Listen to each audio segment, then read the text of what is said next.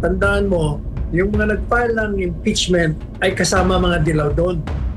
Common enemy.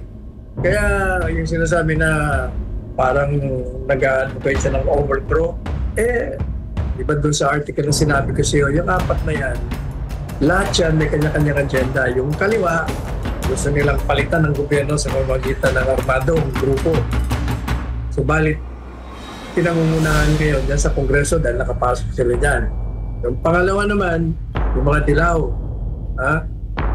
hindi nila gustong itumba ang gobyerno. Kung hindi, gusto nilang makabalik sa kapangyarihan. Yung pangatlo naman, yung simbahan naman, ayaw nila mga Duterte kasi para sa kanila, pati Diyos minumura nito.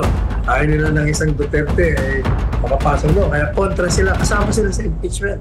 At yung pangapat, yun ang grupo naman ng Romualdez at gusto nila na sila naman ang papalit, manatili sila sa kapangyarihan. Yung apat na yan, may common enemy, ang mga Duterte. O kaya nagsama-sama sila.